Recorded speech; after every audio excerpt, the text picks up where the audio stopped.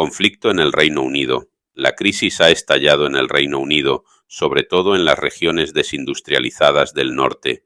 Es el regreso a los años 70, sin el IRA, pero con un potencial aún mayor de conflicto intercomunitario debido al crecimiento de sociedades paralelas, resultado de medio siglo de políticas de inmigración imprudentes en consonancia con el paradigma económico actual, orientado únicamente hacia los beneficios rápidos y la concentración de la riqueza. Es probable que ocurra lo mismo en toda Europa occidental, que en cierta medida se enfrenta a los mismos problemas. Lo peor es que no hay solución a la vista para un problema para el cual solo se ofrecen recetas superficiales y demagógicas atrincheradas en dos polos radicalizados. Aquí se necesita más que nunca la responsabilidad y el discernimiento de la tercera posición. Lo que hemos visto este fin de semana en el Reino Unido es solo la punta del velo de lo que podemos ver. 3 niñas fueron apuñaladas hasta la muerte por un menor, 17 años, de nacionalidad británica e hijo de inmigrantes de Ruanda. No era musulmán, como se difundió ampliamente en Twitter, pero tampoco británico, según la percepción de la mayoría de la población del país.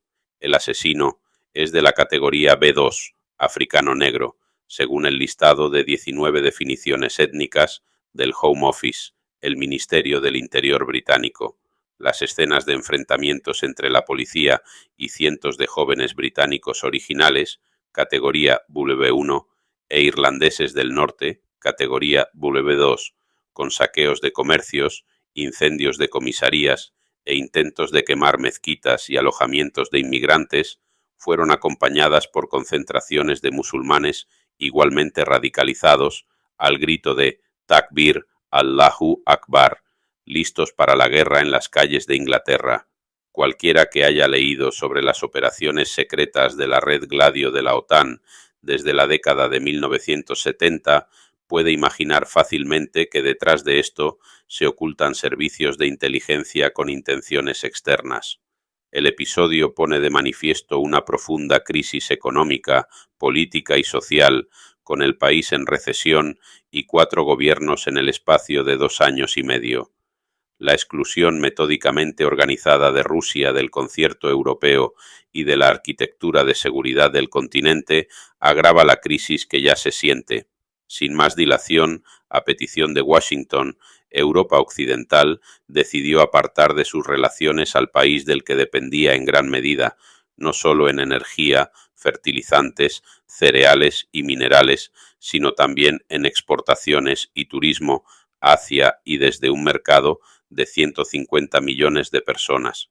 El origen geopolítico de la crisis que acaba de estallar en el Reino Unido es otra cuestión, porque a la inmigración, que se ha convertido en un problema, corresponde también la política neocolonial de Londres con los países de los que proceden esas masas de población. El estallido de estas tensiones no llega sin avisar.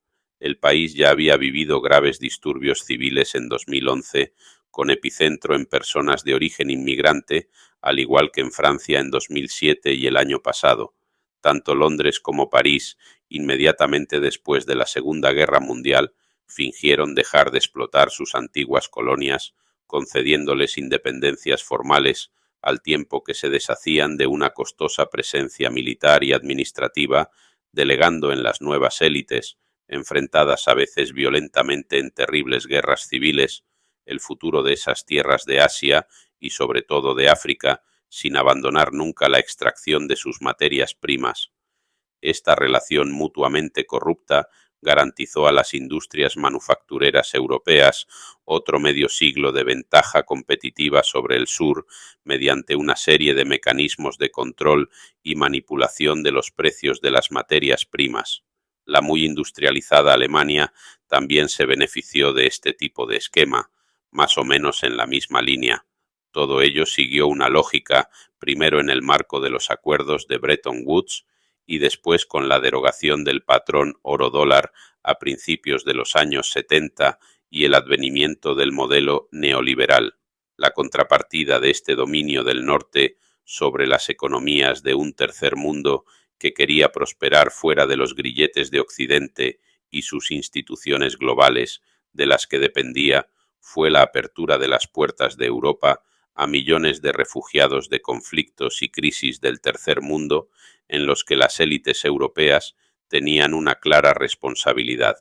Un proceso similar tuvo lugar en Estados Unidos. El número de inmigrantes en el norte es mínimo en comparación con todos los que aún aspiran a alcanzar el sueño europeo, pero es suficiente para generar tensiones sociales en los países de acogida. Aunque muchos inmigrantes se han integrado a lo largo de las décadas y algunos incluso han regresado a sus países de origen, las comunidades extraeuropeas en general se han reproducido a niveles notablemente superiores a los de los europeos nativos, desequilibrando la demografía, las costumbres y los valores y la vida cotidiana del continente anfitrión. A esto hay que añadir la apertura deliberada de las fronteras de Alemania bajo los gobiernos de Merkel, que alcanzó su punto álgido en 2015-17, coincidiendo con la guerra de Siria, por la que Londres, París y Berlín abogaron con fuerza por la retirada del gobierno legítimo. La crisis actual no ha hecho más que agravarse desde la crisis financiera de 2007-08, luego con la crisis de la deuda soberana y más tarde con COVID-19 y los actuales conflictos en Ucrania y Oriente Medio. La proletarización, el empobrecimiento y el desempleo de vastas capas de la población, fácilmente previsibles, auguran también un aumento de la delincuencia y la criminalidad violenta. En estas condiciones, la culpabilización mutua entre comunidades que coexisten pero no se mezclan, como es el caso de muchas en el continente europeo, es un caldo de cultivo fértil. Este episodio de enfrentamiento entre comunidades burdamente divididas en autóctonas cristianas y exógenas musulmanas se produce tras la guerra de Israel en Gaza, que expuso a los ojos del mundo la cara más brutal del régimen sionista. Las clases políticas europeas no supieron o no quisieron exigir el respeto del derecho internacional y prefirieron alinearse de forma bastante clara, pero torpe, con un gobierno particularmente extremista y con un genocidio retransmitido en directo en todo el mundo. La Unión Europea, y Alemania en particular, han perdido casi todo el crédito de seriedad que se han granjeado durante décadas a los ojos de la mayoría global. Las poblaciones musulmanas de Europa, pero no solo ellas, también vieron el papel malicioso de las élites europeas. De hecho, aquí empezaron los problemas en las calles, con la represión de las autoridades alemanas y la desinformación de la prensa dominante sobre los actos de simpatía por la causa palestina, a menudo catalogados de mala fe como antisemitas.